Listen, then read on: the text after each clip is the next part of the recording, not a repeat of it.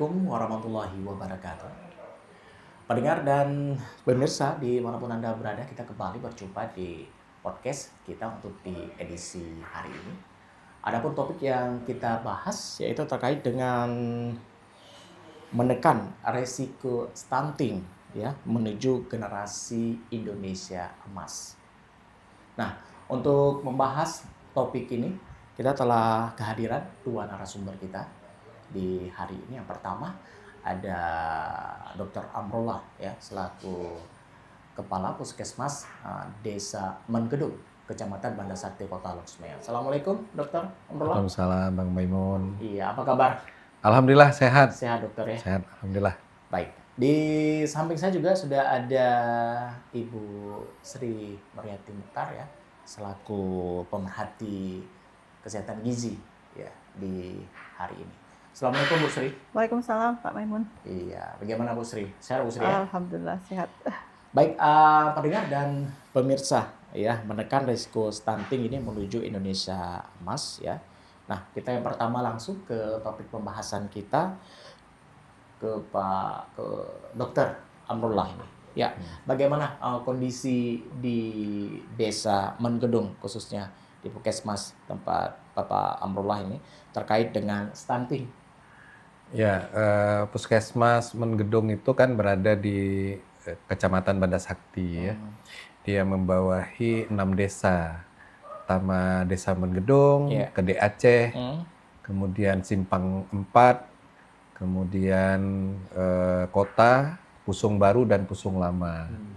Jadi sekarang angka stunting kita itu 103 balita yang kita tangani sekarang yang stunting ya. Paling tinggi itu di Pusung Baru. Gitu. Ya, berarti ada 103 balita ya. Iya. Stunting. Baik. Nah, ini mungkin apa yang upaya dilakukan oleh Puskesmas Mengedung sendiri nih terhadap balita, ada 103 balita ini, Dokter? Ya, tentunya balita ini semuanya dalam pengawasan Puskesmas ya. Jadi memang balita-balita ini ditemukan saat kegiatan posyandu, penimbangan, kemudian pengukuran tinggi badan kita lakukan. Jadi balita ini selalu kita pantau sebulan sekali melalui posyandu. Kemudian juga kita juga pada pasien ini, pada balita ini kita rujuk ke dokter spesialis anak untuk memastikan apa penyebab daripada stuntingnya. Jadi kita konfirmasi, jadi balita-balita ini ke dokter spesialis anak di Losmawe. Kemudian juga untuk balita ini, selain itu kita memberikan PMT, pencegahan ya. Jadi untuk anak ini, jadi kalau balita itu setiap tahun itu kita berikan ya, untuk balita itu 56 hari sekali sehari kita berikan makanan. Kemudian juga selain itu kalau memang dia menderita sakit, tentunya kita akan memberikan pengobatan. Kemudian juga untuk pencegahannya juga kita lakukan imunisasi, tentunya supaya terjadi untuk mencegah daripada penyakit-penyakit Pak Maimun yang bisa dicegah dengan imunisasi. Iya. Untuk ibu-ibunya tentu kita latih ya bagaimana pola asuh yang baik dan juga pemberian makanan yang bergizi yang baik buat si balitanya. Kemudian untuk usia-usia yang masih perlu ASI atau MPASI itu juga kita lakukan edukasi gitu. Di kampungnya itu setiap kampung sekarang sudah ada dapur ya istilahnya. Ya, jadi dapur di mana mereka tuh kader-kadernya udah kita latih untuk pemenuhan gizi pada program stunting ini. Demikian memang. Iya. Baik, kita menuju ke Ibu Sri selaku pemerhati gizi. Bu Sri, ini apa yang dimaksud dengan stunting? Mungkin ada masih masyarakat yang belum memahami ya. Dan juga seberapa penting ini bagi masa depan bangsa. Iya, baik. Mungkin semua kita sudah paham ya, stunting sering menyebutnya orang pendek, dalam bahasa Aceh pendek, pane atau apalah gitu. Itu adalah gambaran bahwa anak-anak yang pertumbuhan tinggi badannya itu tidak sesuai dengan pertumbuhan normal ya. Tapi persoalan stunting itu bukan hanya persoalan tinggi badan, mungkin kalau pendek saja tidak masalah, tapi ini menyangkut dengan kecerdasan dia. Jadi anak-anak yang mengalami stunting itu kita khawatir pertumbuhan kecerdasan otaknya itu yang bermasalah. Mungkin kalau pendek kemudian dia tetap pintar nggak masalah. Nah, persoalannya adalah kecerdasannya. Kita tahu bahwa pertumbuhan sel otak anak itu berlangsung sangat cepat itu di usia 2 tahun pertama ya. Sejak hamil sampai anak berumur 2 tahun itu disebut dengan 1000 HPK. Nah, masa-masa itulah yang kita harapkan dijaga dengan baik sehingga dia tidak akan mengalami stunting. Nah, karena 80% tuh, tinggalnya 20% sampai usia 2 tahun itu kayaknya kecil kemungkinan untuk kita kejar. Jadi kejarlah di bawah usia 2 tahun yang kita sebut dengan 1000 hari pertama kehidupan. Nah, kita harapkan itu akan bagus sehingga akan lahir dengan anak yang sehat. Nah, kedepannya yang kita harapkan sesuai yang digadang-gadang sekarang ya, Indonesia Emas 2045, diharapkan di sana generasinya adalah generasi emas, generasi yang sehat. Tidak hanya sehat secara fisiknya, artinya tidak stunting, tapi juga dia secara kognitifnya, secara kecerdasannya, kemudian mentalnya, kemudian daya saingnya. Karena di 2045 itu selain mencapai Indonesia Emas, kita juga punya bonus demografi di sana. Artinya di sana nanti ada yang namanya penduduk usia produktif di sana nanti sangat tinggi dibandingkan yang tidak produktif. Nah, itu akan menjadi aset bagi negara andaikan itu yang lahir sekarang ini adalah generasi-generasi sehat, sehingga di 2045 itu mereka menjadi aset bagi negara, dan itu akan terjadi kalau 1000 HPK tadi berhasil. Tapi kalau gagal, ya sama aja, nanti yang menduduki posisi-posisi penting yang diharapkan adalah generasi kita akan diduduki oleh orang-orang luar. Jadi persiapan di 1000 HPK itu untuk generasi ke depan itu sangat-sangat mutlak diperlukan. Ya, maka dipersiapkan dari saat ini ya. Iya, dari 1000 HPK tadi. Dan itu pastinya pengaruhnya banyak faktor ya. Utama sekali adalah ketersediaan pangan di tingkat rumah tangga. Jadi mungkin orang tua punya pengetahuan yang bagus, tapi dia tidak punya kemampuan daya beli ya. Jadi anjuran sekarang adalah memanfaatkan bahan pangan yang ada di sekitar kita. Jadi tidak perlu membeli lagi.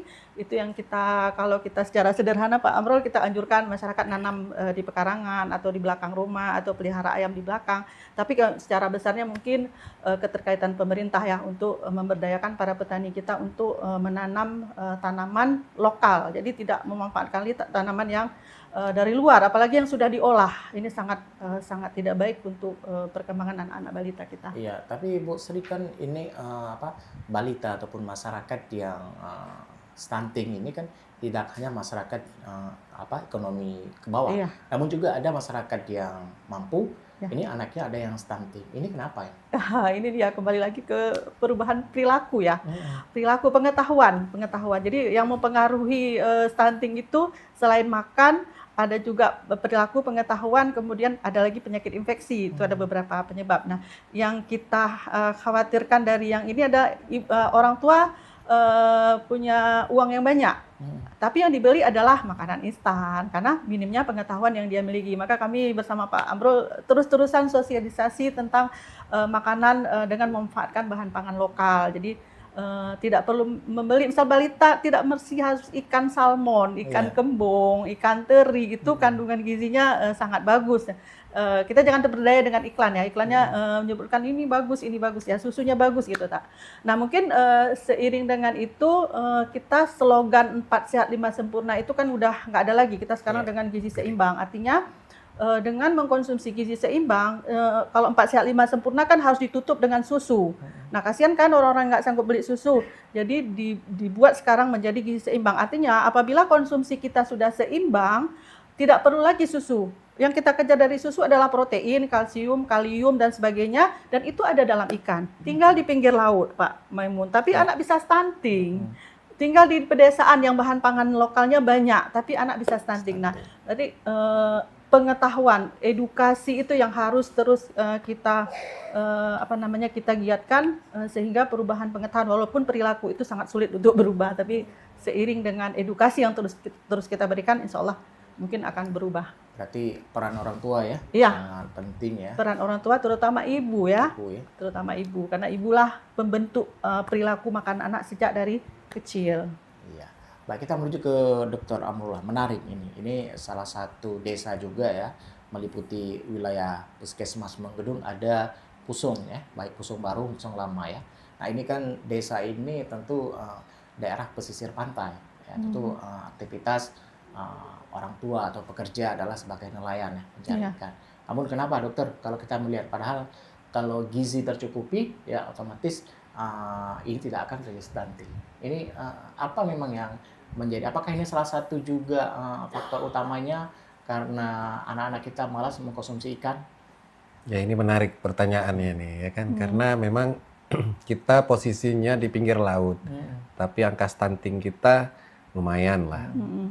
Jadi sebenarnya stunting itu seperti Bu Sri bilang tadi, kita bukan, jadi kebetulan kita udah buat analisa juga. Jadi kasus baru stunting itu rupanya munculnya bukan dari yang baru-baru ya, bukan dari balita yang lahir kemudian dia jatuh gizinya karena kurang jatuh ke stunting, bukan rupanya.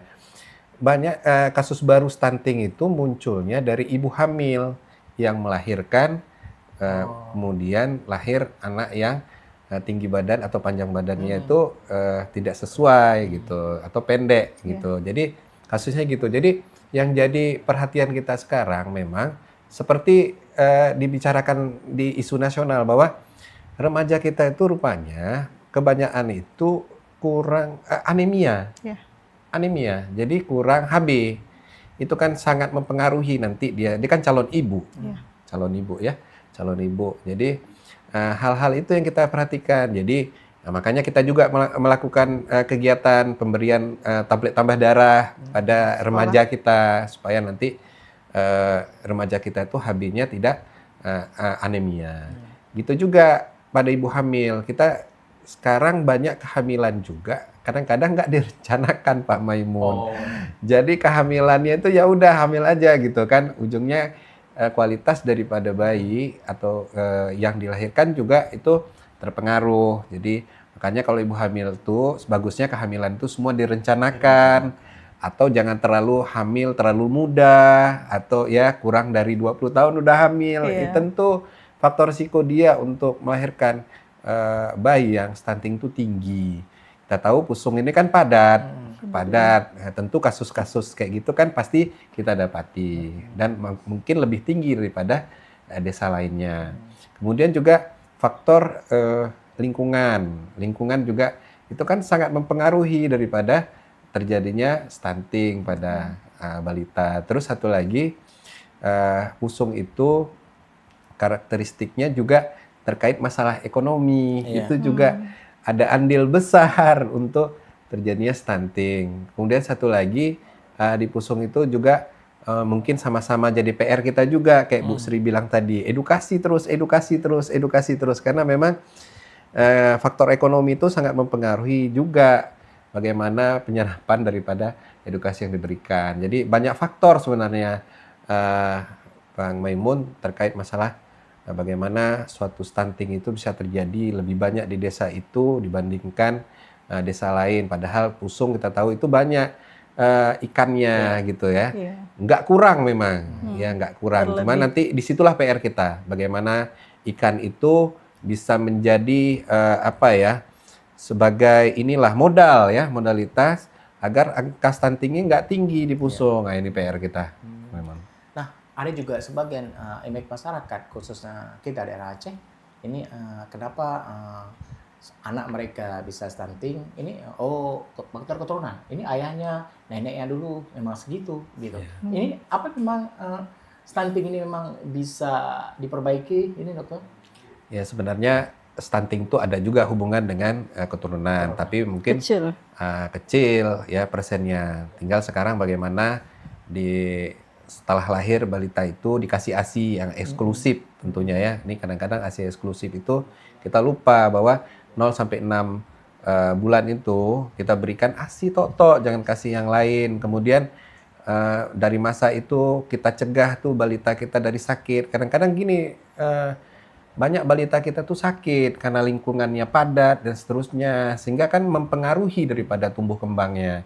Jadi makanya disuruh imunisasi. Kadang-kadang nih cakupan imunisasi kita nih masih rendah nih Bu Iya. Sri. Iya, betul. PR nih buat kita Bang Maimun. Jadi masih banyak stigma-stigma ataupun black campaign ya terhadap imunisasi ini. Padahal imunisasi ini adalah salah satu juga capaian imunisasi adalah salah satu juga tolak ukur untuk supaya pencegahan daripada penyakit pada balita tentunya gitu. Selain itu juga kita tidak kurang akses ya. Nah, jadi di Pusung itu ada pustu kita. Pusung baru, Pusung lama kita ada pustu. Jadi kalau masyarakat ingin berobat atau baik anaknya dan seterusnya, nah itu bisa langsung ke pustu. Jadi akses kita sebenarnya nggak masalah. Logistik juga kita nggak masalah gitu. Itu Bang Maimun. Iya, berarti tadi ada sedikit ya terkait Keturunan. ibu hamil itu tadi. Iya. Ya, ibu hamil ya yang banyak yang mempengaruhi ya Iya. balita ini kan karena tidak terencana ya. Iya. Nah, Ibu Sri, kira-kira bagaimana kita mengedukasi masyarakat terlebih juga ini yang kehamilannya tidak terencana ini? Iya, baik. Untuk saat ini pemerintah kita sudah menggalakkan persiapan ibu hamil itu dari mulai Jatin. Ya, sekarang udah ada program pembinaan Jatin itu melalui BKKBN, itu ada programnya Dahsyat namanya, Dapur Sehat Atasi Stunting. Itu salah satu yang kita kejar adalah Jatin, termasuk tadi pemberian tablet FE untuk mencegah anemia yang disampaikan oleh Dr. Amrul. Kemudian di Jatin itu juga kita upayakan agar Jatin atau remaja ya, karena ini persoalannya di remaja seperti yang disampaikan tadi ya, rusaknya pola makan remaja sekarang akibat adanya makanan fast food yang ikutan Korea lah segala macamnya, sehingga makanannya itu seblak ya, yang levelnya level berapa gitu, sehingga membuat lambungnya bermasalah dan sebagainya. Jadi pola makan remaja ini yang harus juga ikut kita edukasi, karena mereka lebih suka ke fast food, junk food segala macamnya. Jadi dari mulai remaja kita persiapkan menjadi benar-benar menjadi ibu calon, ketika Jatin menjadi calon ibu hamil yang siap melahirkan. Kemudian di masa hamil juga harus dipersiapkan dengan baik, artinya di sana dia ada pemeriksaan kehamilan. Sekarang udah 6 kali ya, dulu 4 kali. Itu harus ibu hamil harus kontak dengan petugas kesehatan itu minimal 6 kali selama kehamilan. Jadi bisa dicek apakah kehamilannya bagus, apakah letaknya bagus, apakah berat badannya naik setiap bulannya. Nah itu, dari sejak hamil itu juga kita anjurkan ibu hamil itu makan lebih banyak daripada yang tidak hamil, dengan pola makan gizi seimbang, pastinya dengan sumber protein yang lebih baik. Jadi jangan nasi besar tapi ikannya kecil gitu. Kemudian di masa menyusui juga, ibu menyusui juga harus makan lebih banyak. Karena apa? Karena dia menyusui. Nah, proses menyusui itu dia membutuhkan zat gizi yang bagus untuk persiapan menyusui untuk anaknya. Karena si bayi disusui itu adalah sari-sari makanan ibu. Jadi kalau ibu tidak makan makanan yang baik, maka dia tidak akan memproduksi ASI yang bagus. Jadi seperti yang Dr. Amrul sampaikan tadi, ASI eksklusif itu harus dilakukan sampai usia anak 6 bulan. Itu ASI tok-tok, tidak ada pakai makanan lain. Kemudian dilanjut dengan makanan pendamping ASI. Ini juga makanan pendamping ASI, pakailah bahan pangan yang ada di lingkungan kita. Jadi tidak perlu membeli. Kemudian MPASI ini jangan juga memakai makanan instan. Kan banyak sekarang nih ibu-ibu suka beli yang instan aja, tinggal diseduh, diberikan. Padahal mengolah secara alami itu lebih sehat.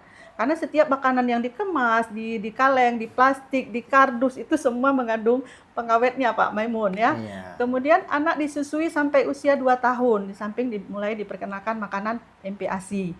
Nah, keterkaitan dengan kehamilan yang tidak direncanakan, seharusnya direncanakan ya Pak Maimun, dari mulai Jatin tadi. Jadi lisensi seorang anak itu yang pertama dia mendapatkan ASI eksklusif, itu wajib dapat. Kemudian ASI sampai 2 tahun, kemudian dia mendapatkan MPASI yang sehat ya, yang tanpa pengawet, tidak kemasan, yang betul-betul diolah sendiri oleh ibu. Kemudian berikutnya adalah untuk di masa balita ini makan bersama di meja keluarga. Itu orang tua harus menjadi role model. Jadi jangan begitu pagi si ayah seduh Indomie, si mama seblak, si anak bingung milih makanan apa gitu kan. Jadi orang tua itu betul-betul menjadi panutan, dan peran utamanya adalah peran ibu. Karena ibulah penentu makanan anak sejak kecil. Jadi perkenalkanlah dia dengan makanan-makanan sehat dari kecil sehingga sampai dewasa dia tidak akan pernah melupakan makanan ibu ya. Iya, Jadi berarti nggak ingat ayam penyet ya, ayam lain yang tidak kita sebutkan mereknya. Ya mungkin demikian iya, berarti kembali lagi peran ibu ya. peran Ya, ibu. peran ibu, terlebih juga ini mulai pada saat kehamilan ya. Iya. Apakah ada kata terlambat, misalkan bayi yang sudah lahir, apakah bisa juga mendapat perhatian lebih serius? Iya. Atau memang harus dari awal ini? Iya, idealnya dari awal Pak. Dari Maimun dari yang tadi itu kita cerita 1000 hari pertama kehidupan mulai dari dari kehamilan. mulai. Tapi seandainya mungkin ada masalah ibu di waktu hamil kemudian lahir anaknya, bisa kita kejar sampai batas usia 2 tahun. Kita masih bisa kejar untuk pencegahan stunting, masih bisa sampai usia 2 tahun. Tapi kalau udah 5, 10 itu nggak bisa lagi. Mungkin pertumbuhan tinggi badan oke bertambah, tapi kecerdasan otaknya, karena sel otak itu berlangsung di 1000 HPK tadi. Nah, kemudian lagi kalau sudah demikian, sudah ada stuntingnya udah jadi nih, gimana nih anaknya? Iya, apakah Diapain bisa? tuh? Ada tuh banyak pertanyaan Pak Ada Amro. banyak ya, Udah kalau stunting Bu, diapain? Iya. Dibiarin aja gitu. Enggak, kalaupun dia sudah terjadi stunting tetap dia kita perhatikan. Karena jangan sudah stunting kemudian ada juga penyakit infeksi lain, udah kena TBC, udah kena diare. Jadi walaupun dia sudah dikategorikan stunting, kita tetap perhatikan pola makannya. Mana tahu 20% yang bersisa tadi bisa kita ambil ya sampai usia 6 tahun. Iya. Demikian. Baik, kita menuju kembali ke Dr. Amrullah. Ini tantangan bagi petugas medis khususnya di Puskesmas Menggedung ini bagaimana terkait dengan stunting? Ya, memang pemerintah saat ini memang sangat memperhatikan ya terkait masalah penanganan stunting ini. Malah sekarang udah ada MBG lagi, Iya. MBG yang menyasar untuk ibu hamil, ibu bersalin, dan satu lagi balita ya. Iya. Jadi MBG itu harus mensasar juga mereka itu ya, yang risiko tinggi ya, rentan terhadap stunting lah. Jadi gitu. Tantangan tentu ada ya, tantangan mungkin masyarakat ini harus disiplin pergi ke posyandu ya, supaya kita bisa mendeteksi lebih awal kalau memang ada kelainan.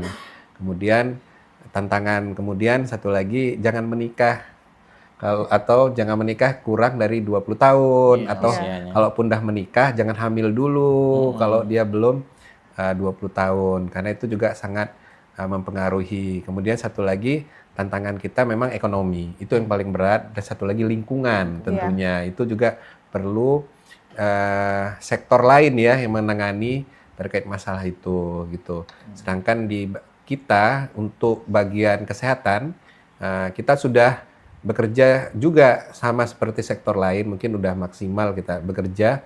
Cuma itulah tadi, faktor ekonomi itu perlu penanganan lebih serius lagi, faktor lingkungan seperti pusung dan pusung baru itu perlu sekali kan, gitu. Kalau untuk program-program saat ini sudah dijalankan? Gimana maksudnya? Program-program yang sudah dijalankan ini? Jadi program kita itu seperti tadi saya bilang, untuk remaja kita melakukan pemberian tablet tambah darah. Untuk ibu hamil seperti Bu Sri bilang tadi, kita melakukan pemeriksaan kehamilan. Jadi dari awal kita udah bisa mendeteksi kalau misalnya ada ibu yang berisiko kan gitu ya. Kemudian untuk pencegahan kehamilan yang tidak direncanakan kan ada program kontrasepsi ya sebenarnya ya, dengan edukasi.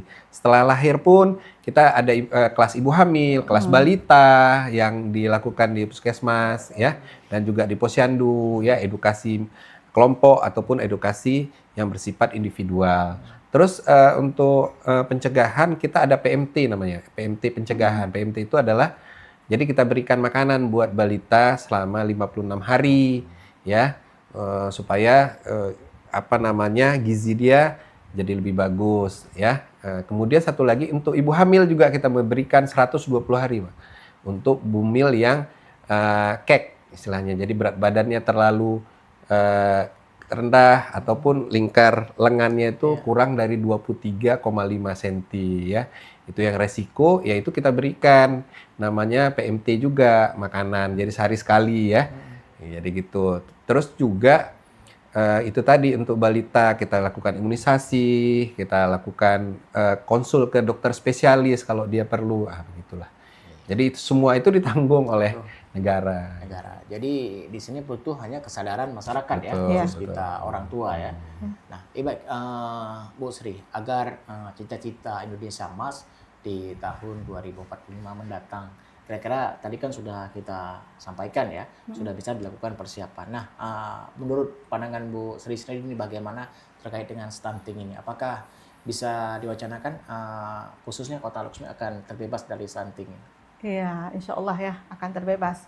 Nah, yang tadi itu pola makan ya, pola makan dibarengi dengan masyarakat kita edukasi untuk makan yang bagus. Tapi kita juga harus mikirkan bagaimana dengan ketersediaan pangan di tingkat rumah tangga. Apakah masyarakatnya sanggup gitu kan? Jadi mungkin sharing antara pemerintah dengan masyarakat ya, khususnya dalam ketersediaan pangan di tingkat rumah tangga ini harus kita pikirkan juga.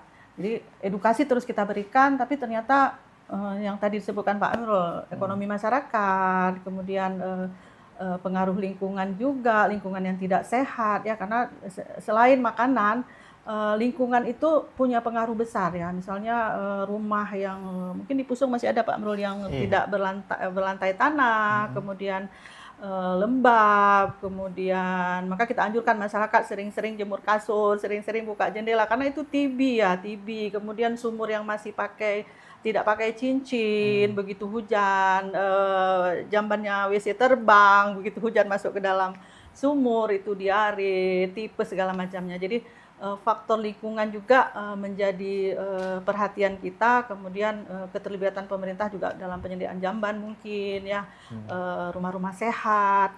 Jadi itu kemudian perilaku juga ya, merokok itu juga salah satu penyebab dari terjadinya stunting. Orang tua yang merokok, asap rokok yang dihisap oleh ibu hamil, oleh bayi, oleh balita, ini juga menjadi perhatian kita semua.